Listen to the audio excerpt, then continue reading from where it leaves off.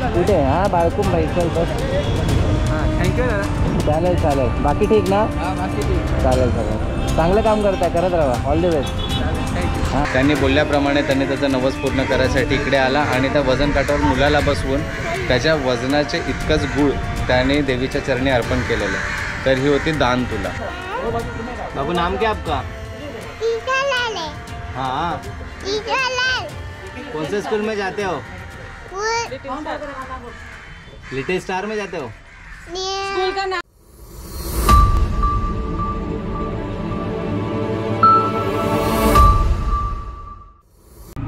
नमस्कार मित्रांनो, मी संदीप पवार आपलं स्वागत करतो आपल्या नवीन एका व्हिडिओमध्ये.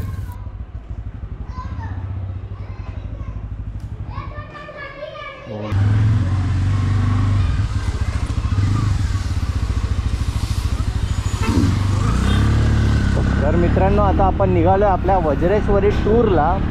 आता गणित असं आहे की माझा एक मित्र राहतो जो आहे पुण्याला राहायला, मनीष, आणि तुम्ही त्याला पहिल्या पण ब्लॉग्समध्ये बघितला असाल. हा आहे इंदिरानगर नाकानी पोलीस स्टेशन चौकी आहे. सो आता मी निघालो आहे. मनीषला पिकअप करणार पहिला त्याच्या घरून, आणि त्याच्यानंतर जो आपला पुढचा प्रवास आहे मुक्काम पोस्ट वज्रेश्वरी तो आपण स्टार्ट करणार आहे हॅपीली. हा रोड जो तुम्ही बघताय हा आहे कामगार नाका, आणि इकडून तुम्हाला स्टेशनसाठी वगैरे अशा गाड्या भेटतात, म्हणजे शेअरिंग होतो. या इकडे आपला हा मिरर आपण बनवून घेऊया, थोडा फिट करूया. दादा ऐका ना, हा मिरर जरा फिट करून द्या ना. हां बरोबर आहे. किती द्यायचे दादा? Thank you so much. आयनॉक्सची बॅग आहे, ह्याच्यात गोप्रोचा स्टिक आहे, ट्रायपॉड आहे, 2 ग्लोव्ज घेतल्या मनीसाठी. हा माझा गॉगल आहे, हा दुसरा गॉगल आहे, पाकिट आहे, रुमाल आहे, माईक वगैरे सगळं घेऊन तामझाम घेऊन निघालो आहे.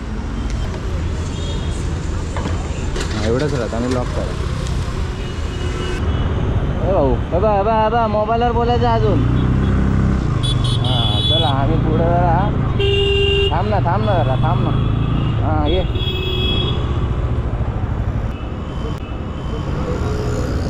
कुठे? हां बाळकूम भाई, चल बस. सिग्नल आहे राव, सिग्नलला थांबलं पाहिजे. सावकाश सावकाश उतरा. हां थँक्यू दादा. चालेल चालेल. बाकी ठीक ना? हां बाकी ठीक. चालेल चालेल. चांगलं काम करताय, करत राहा. All the best. चालेल थँक्यू. हां चला.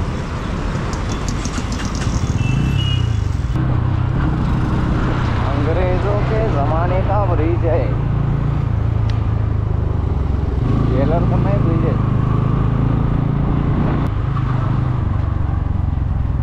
ए सर, किधर जाने का आपको? किधर जाने का? किधर? गोवा?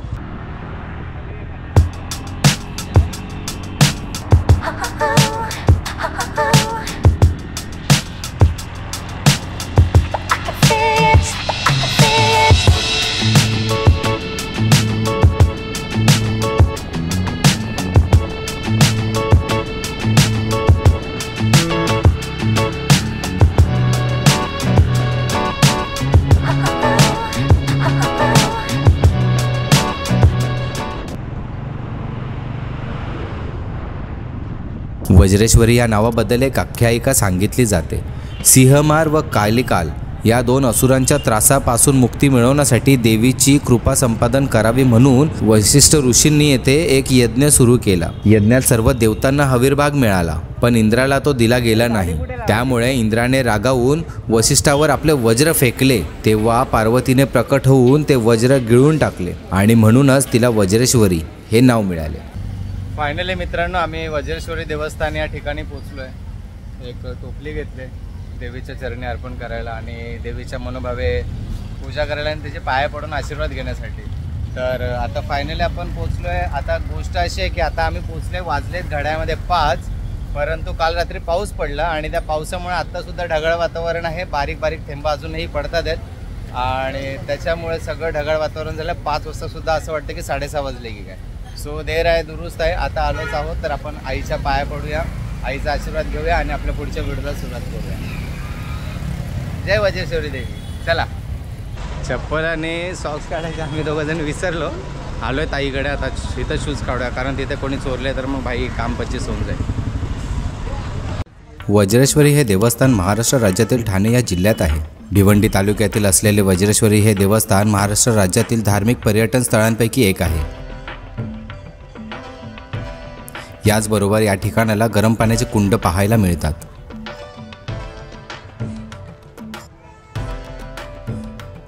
वज्रेश्वरी देवी नवसाला पावणारी देवी म्हणून ओळखली जाते.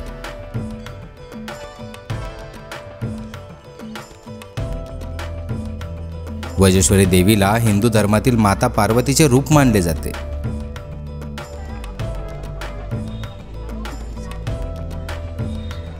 वज्रेश्वरी देवीचे खंडा आणि गदा हे 2 शस्त्र आहेत.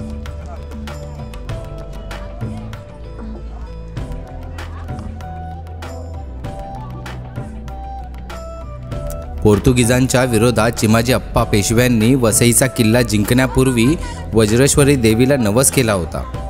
वसईचा किल्ला जिंकल्यामुळे नवसाला पावणारी देवी अशी या देवीची ख्याती पसरली आणि ती आजही कायम आहे.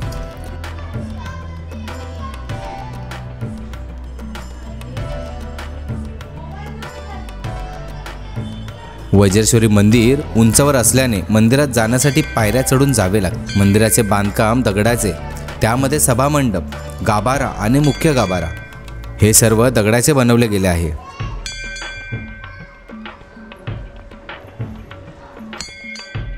मंदिरातील देवीच्या मूर्तीच्या हातात खड्ग आणि गदा आहे. वज्रेश्वरी देवीच्या मूर्तीच्या उजव्या बाजूस रेणुका माता तर डाव्या बाजूस कालिका माता यांच्या मूर्त्या आहेत. तर मित्रांनो, फायनली आपण वज्रेश्वरी देवीचं दर्शन घेतलेलं आहे. मंदिर प्रशासनाने काही नियम लावल्यामुळे आपण देवीच्या मंदिरामध्ये शूटिंग नाही करू शकत आहे, बट बाहेरून करू शकता असं त्या तिकडच्या बोलतात ना, तिकडे एक होते व्यक्ती, त्यांनी आम्हाला सांगितलं बाहेर तुम्ही शूटिंग करू शकता करू. तर ह्या मंदिराबद्दलचा इतिहास हा मी तुम्हाला व्हॉइस ओव्हरमध्ये बॅकग्राऊंडमध्ये देणार आहे. तत्पूर्वी बॅक कॅमेऱ्याने मी हा मंदिराचा परिसर तुम्हाला दाखवायचा एक छोटासा प्रयत्न करतो. आय होप हा व्हिडिओ तुम्हाला आवडत असेल. हा व्हिडिओ शेवटपर्यंत नक्की बघा. ह्या मंदिराबद्दलचा जो पण इतिहास असणार आहे, हा तुमच्यासमोर मी मांडण्याचा प्रामाणिक प्रयत्न करणार आहे.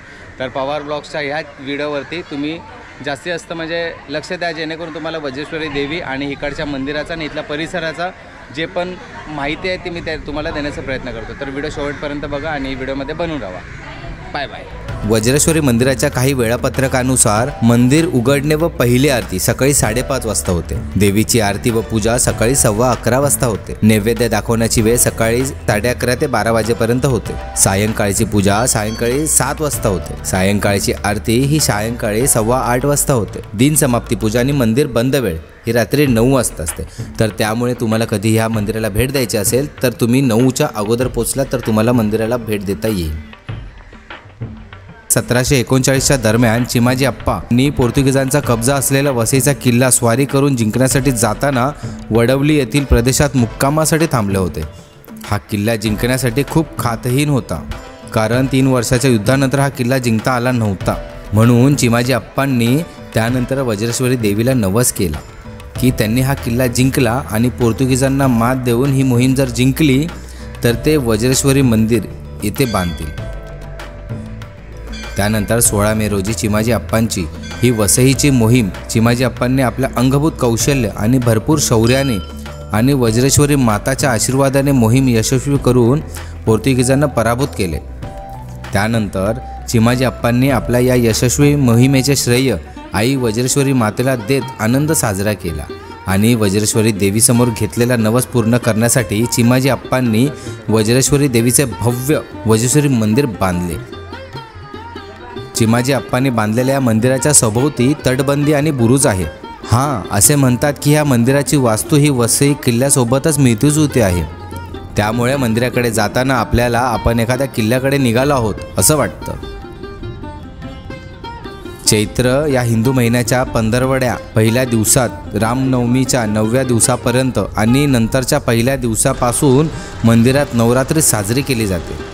आश्विन या महिन्यात सुद्धा नवरात्री व 10व्या दिवशी दिवस विजयादशमी साजरी केली जाते. चैत्र महिन्यातील अमावस्येला देवी वज्रेश्वरीच्या उत्सवासाठी जत्रा भरते. अमावस्येच्या 15वड्याच्या 14व्या दिवशी देवीची पूजा करतात आणि या जत्रेची सुरुवात करतात. तसेच दुसऱ्या दिवशी म्हणजेच वैशाख महिन्याच्या पहिल्या दिवशी देवीची पालखी घेऊन भव्य मिरवणूक काढली जाते. कीर्तनकार व प्रवचनकार यांच्याद्वारे समाजाचे प्रबोधन करण्याचे काम हे मंदिर व्यवस्थापन मंडळ करत असते. तर या मूर्त्या आहे ना मंदिरामध्ये रेणुका देवी, मध्ये वज्रेश्वरी देवी आणि इथे कालिका देवी, एका साईडला परशुराम आणि एका साईडला वाघ. या मंदिराची बांधणी आपण बघितले ना तर एखाद्या किल्ल्यासारखी या मंदिराची बांधणी आहे.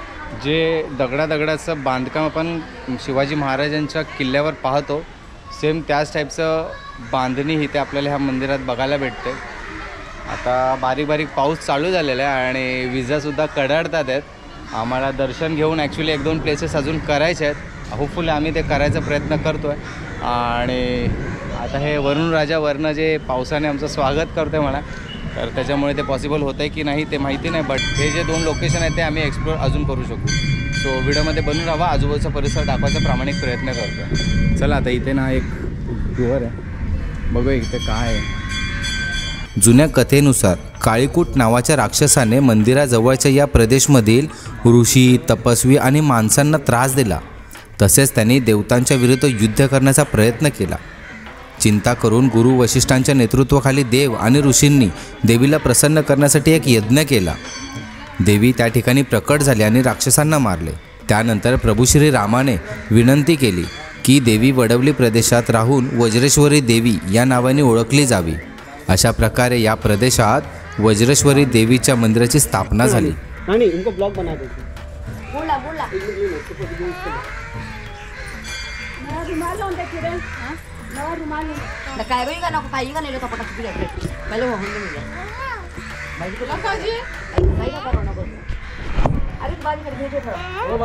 बाबू नाम क्या आपका? हाँ, कौन से स्कूल में जाते हो? लिटिल स्टार में जाते हो? स्कूल का नाम बता. स्कूल का नाम बताओ. जरा पकड़ ले बच्चे को. नहीं पकड़ना, छोड़िए. नहीं पकड़ना. नहीं जरा चुपके ऐसा. नहीं पकड़ना, चुपके.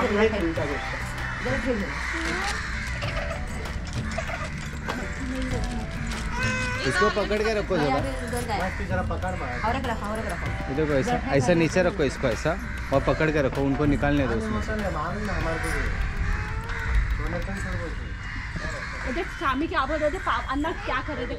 तर मित्रांनो आता तुम्ही जे बघितले दान तुला म्हणजे तो वजन काटा. आता मी त्यांना विचारलं, तुम्ही बघू शकता इथे ते कुटुंब अजून पण आहे. तर मला स्वतःला याबद्दल माहिती नव्हती. तर त्यांचं असं म्हणणं आहे की त्यांनी वज्रेश्वरी देवीकडे एक मागणं मागितलं त्यांच्या मुलाच्या स्वास्थ्यासाठी. बहुतेक काही काळापूर्वी तो बराच आजारी असावा आणि त्याचं स्वास्थ्य लवकरात लवकर बरं व्हावं आणि त्याला घेऊन तो दर्शनालासुद्धा येईल आणि त्याच्या वजना इतकं तो गुळ एक प्रसाद म्हणून तुझ्या चरणी अर्पण करणं असं त्यांनी मागणं मागितलेलं. थँकफुली तो पोरगा बरा झाला देवीच्या आशीर्वादाने आणि त्यांनी बोलल्याप्रमाणे त्यांनी त्याचं नवस पूर्ण करायसाठी इकडे आला आणि त्या वजन काठावर मुलाला बसवून त्याच्या वजनाचे इतकंच गुळ त्याने देवीच्या चरणी अर्पण केलेलं. तर ही होती दान तुला. जर तुम्हाला ही गोष्ट माहिती नसेल तर ह्या व्हिडिओमार्फत ही माहिती भेटणार आहे, बिकॉज मलासुद्धा माहिती नव्हती. तर चला आता बाकीची जागा पण बघून घेऊया. वज्रेश्वरी मंदिराच्या अवतीभोवती असलेला परिसर हा खूप निसर्गरम्य आहे. जसे आपल्याला वज्रेश्वरीचं मंदिर तर भेटतंच बघायला. तिथे अकलोली पाण्याचं कुंड आहे, श्री गुरुदेव आश्रम आहे, परशुराम मंदिर आहे, नित्यानंद मंदिर आहे आणि तिथेच प्रति शिर्डी साईबाबाचं मंदिरसुद्धा आहे. तर मित्रांनो हे होतं वज्रेश्वरी मातेचं मंदिर. माझ्या पद्धतीने किंवा माझ्या नजरेतून तुम्हाला वज्रेश्वरी मंदिरचं देऊळ दाखवायचा प्रामाणिक प्रयत्न केलेला आहे. नमस्ते. नमस्ते. सो आता वज्रेश्वरी मातेचं दर्शन घेऊन इकडे एका दादाला विचारलं आणि थोडं गुगल केलं होतं तर इकडचे 1-2 लोकेशन आहेत ते आता बघूया. थोडासा उजेड आहे तोपर्यंत आपण तिथे जाऊन आलोच आहोत तर एक भेट देऊन यायला काय हरकत आहे ना. वज्रेश्वरी मंदिराच्या परिसरातील गणेशपुरी आणि अकलोली या ठिकाणावर असलेले गरम पाण्याचे कुंडे ही भाविकांचे आणि पर्यटकांचे तसेच रुग्णांचेही आकर्षण आहे. येथे उष्ण झऱ्यांचे प्रमाण हे या शहराला खरोखर अद्वितीय बनवते. या गरम पाण्याच्या झऱ्यामुळे विविध त्वचारोग आणि आजार यांच्यावर उपचार होऊन ते बरे होतात असे सांगितले जाते. अकलोलीचे हे कुंड नेहमी पाण्याने भरलेले असतात. हे पाणी जमिनीतून येत असल्यामुळे आणि सतत वाहणारे पाणी असल्यामुळे ते स्वच्छ असते. त्यामुळे वज्रेश्वरी कुंडमध्ये खूप लोक अंघोळ करतात. तर इथं गरम पाण्याचं कुंड आता मी दाखवलं थोडक्यामध्ये. रात्र झाले म्हणजे रात्र नाही बोलता येणार, ढगाळ वातावरण झालं आणि बघा विजा किती कडाडतात. तर गोष्ट अशी आहे की इथं झाला जोरदार पाऊस चालू आणि विजा कडाडतात. सो आता आमचा प्लॅन असा आहे की पाऊस जाईपर्यंत इथे थांबू, इथे चहा नाश्ता करून घेऊया आणि चहा नाश्ता चालू इथे प्रति शिर्डी करून मंदिर आहे साईबाबाचं, तर ते पण आपण बघून घेऊ. कारण तिथं लाईट असणार तर आपल्याला नाईट आणि त्याचा काही संबंध नाही आहे. बघू शकता किती विजा कडाडतात इकडे. सो पाऊस बघा. वज्रेश्वरी कुंड हे वज्रेश्वरी मंदिरापासून जवळपास 1 किलोमीटर अंतरावर अकलोली आहे, जिथे जवळपास 5 फूट खोल टाक्यांमध्ये 7 गरम कुंड आहेत. काही कुंडामधील पाणी हे इतर कुंडाच्या मानाने जास्त गरम असते, म्हणून पाण्यात उतरण्या अगोदर पाण्याचे तापमान एकदा पाय बुडवून नक्की पाहावे. पावसाचा जोर वाढलेला आहे आणि तुम्ही बघू शकता केवढा जोराचा पाऊस चालू झालेला आहे वज्रेश्वरीमध्ये. इथे गरम पाण्याचं कुंड इकडे आहे या ठिकाणी आणि पाऊस कसला जोरदार चालू झाला आहे. अक्षरशः पाणी असं उचलून वाहतंय रस्त्याने, खूप पाऊस चालू झाला आहे. तर मित्रांनो हा ब्लॉग होता वज्रेश्वरी मातेचं मंदिर एक्सप्लोर करायचा. तर आतापुरतं ह्या ब्लॉगमध्ये मी इथेच थांबतो आहे. तुर्तास मी संदीप पवार आपली रजा घेतो. भेटू लवकरच नवीन व्हिडिओमध्ये. तोपर्यंत बाय बाय.